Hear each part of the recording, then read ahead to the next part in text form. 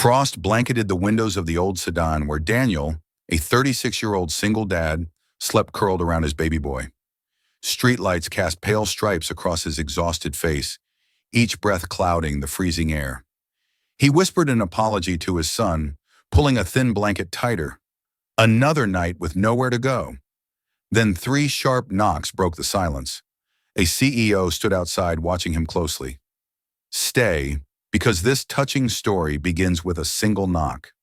Daniel lost his apartment 3 weeks ago after unexpected medical bills, and reduced work hours collided like a perfect storm. The eviction notice had been taped to his door on a Tuesday. Cold, impersonal, final. He had 72 hours to vacate. Now he juggled 2 unstable jobs, warehouse night shifts loading boxes until his back screamed, and early morning cleaning at a shopping center before stores opened. Neither paid enough.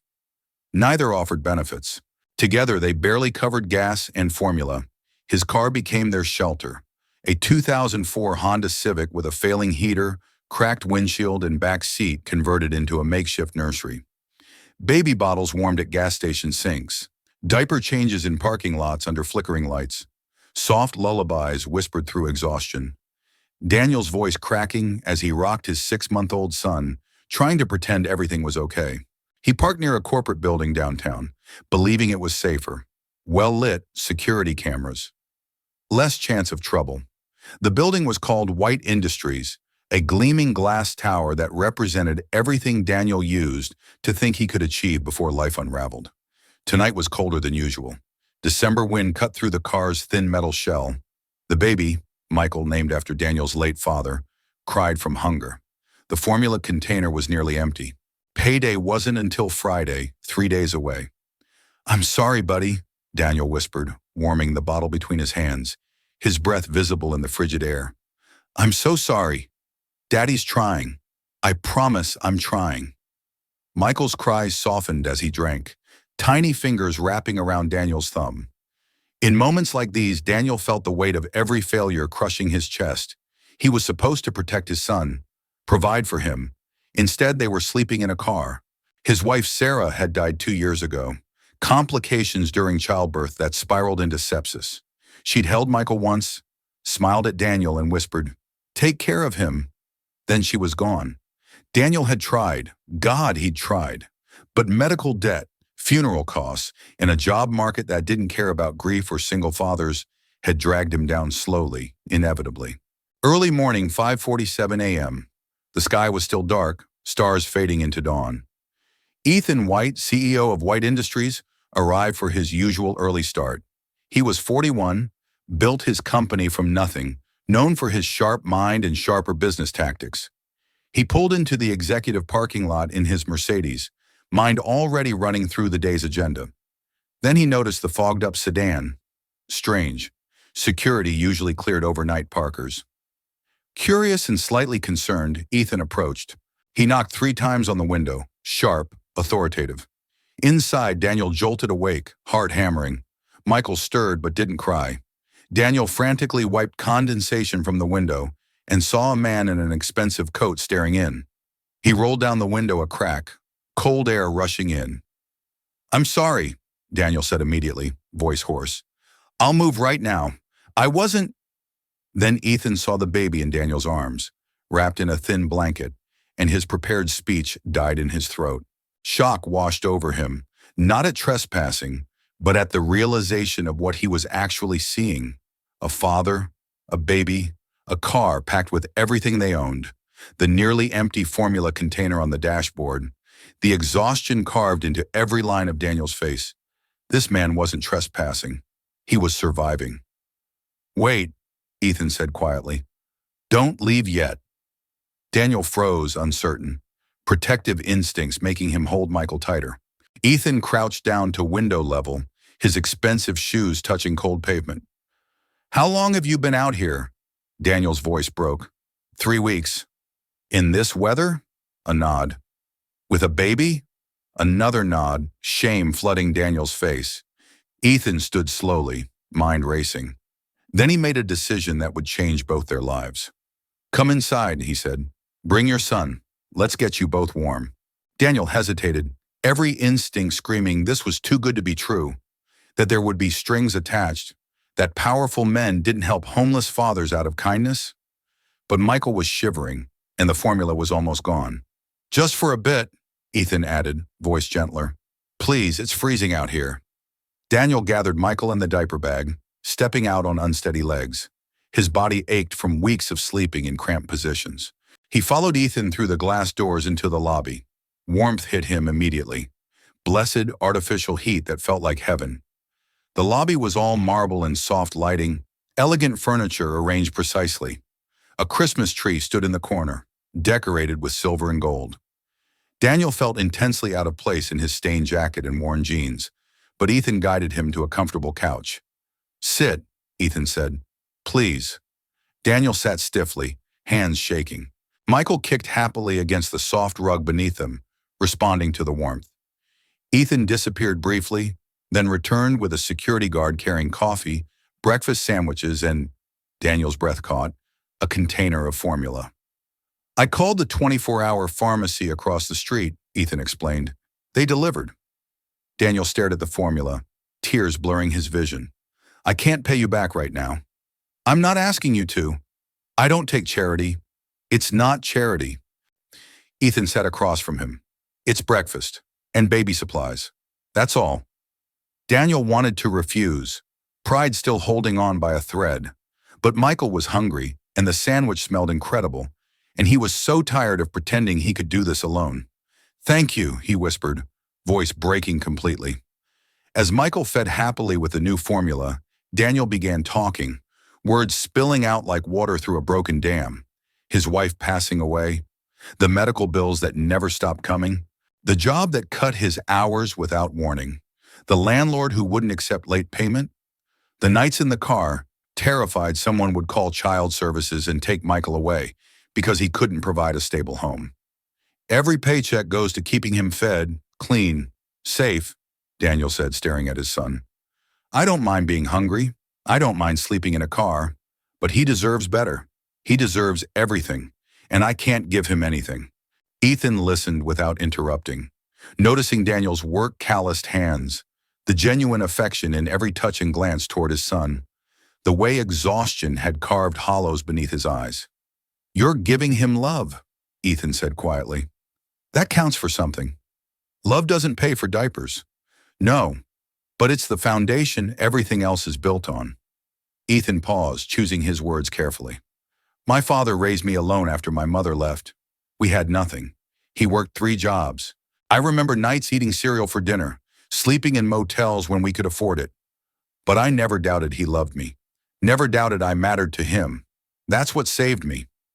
Daniel looked up, seeing something familiar in Ethan's eyes, the shadow of old pain, old struggle. "What happened?" Daniel asked. "He worked himself to death by 53, heart attack at his construction job." Ethan's voice was steady but sad.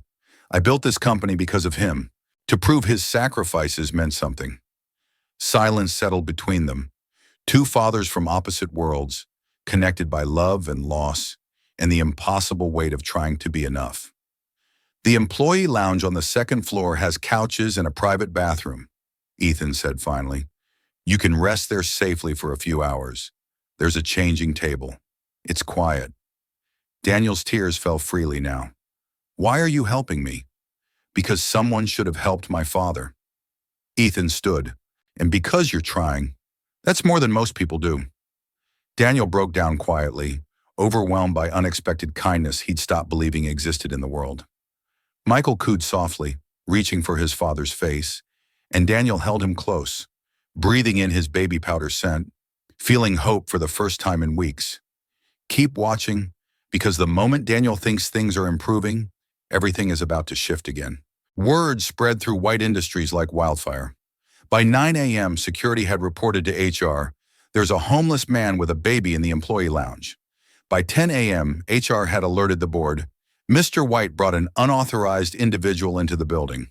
By noon, the executive team demanded a meeting. Ethan sat at the head of the conference table, face impassive, while board members expressed their concerns with barely disguised hostility. "This is a liability issue," the CFO insisted. "We don't know this person. He could be dangerous. He's a father with a baby, Ethan replied coldly. He's homeless, another board member corrected. Sleeping in our parking lot. What message does this send if we're harboring? Harboring? Ethan's voice dropped dangerously. He's not a criminal. He's a man who fell on hard times. That's not our problem. Then whose problem is it? There are shelters, social services, proper channels. Proper channels that are full, understaffed, and overwhelmed, Ethan shot back. I checked. The nearest family shelter has a 3-week waiting list. So you want us to become a homeless shelter? Someone scoffed. The argument escalated. Reputation versus compassion, policy versus humanity, the company's image versus doing what was right. Outside the conference room, Daniel waited in the lobby, Michael sleeping against his shoulder. He'd overheard fragments through the door, enough to understand he was causing problems. Shame burned through him. He'd known this was too good to be true. People like Ethan didn't just help people like him without consequences. He stood gathering Michael in the diaper bag, preparing to leave quietly before things got worse. But Michael began coughing, small, wet sounds that made Daniel's heart seize with fear. Stress and cold were taking their toll on his son's tiny body. No, no, buddy, Daniel whispered, checking Michael's forehead. Warm, too warm. The conference room door opened. Ethan emerged, spotted Daniel preparing to leave, and his expression shifted immediately. Wait, where are you going? I heard the meeting, Daniel said quietly, not meeting his eyes. I don't want to cause trouble. I just needed one safe night for him. Ethan noticed the way Daniel held Michael, protective, worried, and heard the baby's cough. Is he okay? He's getting sick. Daniel's voice cracked. It's my fault. Everything's my fault. Something inside Ethan snapped. He turned back toward the conference room, jaw set with determination. Ethan, Daniel started. Stay right there, Ethan said firmly, then walked back inside. The board fell silent when he re-entered. Here's what's going to happen, Ethan began, voice like steel. Daniel and his son are staying. I'm personally taking responsibility for their situation. Ethan, be reasonable. I am being reasonable. If this company that I built, can't help one father in genuine need, then what the hell are we doing? Why do we exist? To maximize profits and ignore suffering happening in our own parking lot. This isn't about ignoring suffering. It's about appropriate boundaries. Boundaries, Ethan's voice rose. That man has been sleeping in a car with a 6-month-old baby for 3 weeks, in December, while we sit in heated offices debating quarterly projections. If we can't cross that boundary, we've already failed as human beings. The room erupted in argument. Some executives agreed.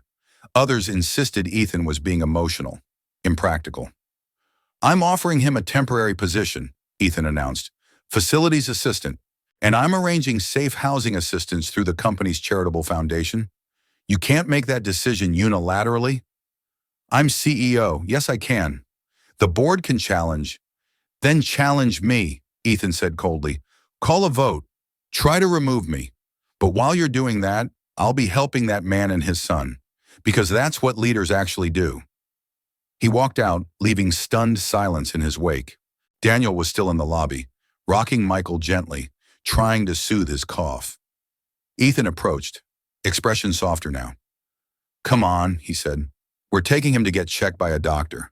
Then we're getting you both somewhere safe. Daniel stared at him, disbelief and hope warring on his face. Why? Why are you doing this? Because no one helped my father when he needed it, Ethan said simply. And I won't make that same mistake. Daniel's tears fell silently, and for the first time in years, he felt like maybe, just maybe, things could get better. 2 weeks later, Daniel stood in a small apartment. Nothing fancy, but clean, warm, and safe. 1 bedroom, a tiny kitchen, furniture donated from various sources. Sunlight streamed through curtains he'd hung himself. Michael slept peacefully in a real crib, no longer coughing, color back in his cheeks. Daniel moved into the position Ethan had created, facilities assistant at White Industries. He started at entry level, but worked with quiet dedication, arriving early, staying late when needed, proving himself not through words, but through consistent, reliable action. Ethan checked in often, not as CEO to employee, but as one father to another, as something closer to friends. One evening, Ethan stopped by the apartment with takeout. "You didn't have to," Daniel said, but stepped aside to let him in. "I wanted to see how you're settling in." They ate together at Daniel's small table. Nothing fancy, just Chinese food and easy conversation. Michael sat in a second-hand high chair, smashing crackers with delighted focus. "I've been meaning to thank you," Daniel said quietly. "Really thank you. You saved us." "You saved yourself," Ethan corrected. "You were working 2 jobs, taking care of your son, never giving up. All I did was open a door. That door changed everything." Ethan watched Michael. The way Daniel wiped his face gently, the patience in every movement, the love that radiated from such simple acts. "Can I tell you something?" Ethan asked. "Of course. Helping you reminded me why I started this company in the first place.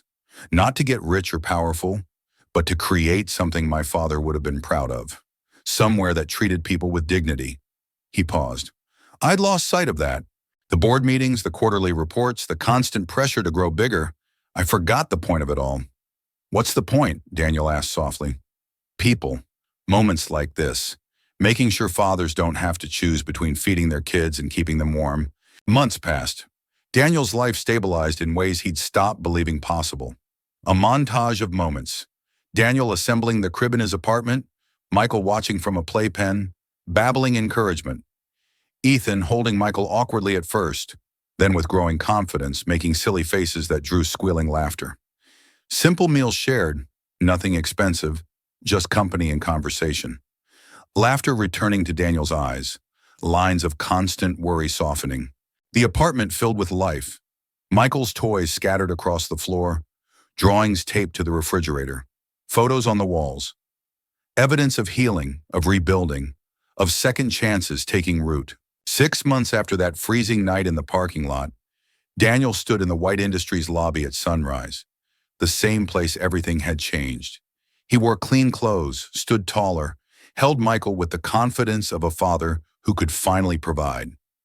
Michael, now a year old, pointed at the Christmas tree in the corner, decorated just like the one from that first morning. "Tree," Michael said, one of his first words. Daniel smiled, heart full. "Yeah, buddy, pretty tree." Samanoan footsteps approached. Ethan joined them, coffee in hand, smiling at the scene. "Early morning?" he asked. "Couldn't sleep," Daniel admitted. "Kept thinking about this spot, how different everything is now." Ethan nodded, understanding without needing explanation. "I never thought I'd be here," Daniel continued. "Never thought someone would actually help. The world felt so cold for so long. Then you knocked on my window." "You would have made it eventually," Ethan said. "You're stronger than you know." "Maybe, but I wouldn't have made it with hope intact. You gave me that back." Michael reached for Ethan, who took him easily now, natural and comfortable. "You're not alone anymore," Ethan said quietly, bouncing Michael gently. Daniel nodded, eyes shining with tears that were no longer sad, just grateful, overwhelmed, full. "Neither are you," he replied. Because the truth was, they'd saved each other. Daniel had reminded Ethan what success actually meant, and Ethan had given Daniel a chance to rebuild when the world had written him off. Outside, morning light broke over the city, golden and new, full of possibility. Inside, 2 fathers stood together with a happy baby between them, proving that kindness still existed, that one moment of compassion could change everything, that none of us are truly alone as long as someone is willing to knock on the window and say, "Come inside, let me help." Shiriuri, subscribe to Sue Stories for more touching cinematic tales of hope and humanity.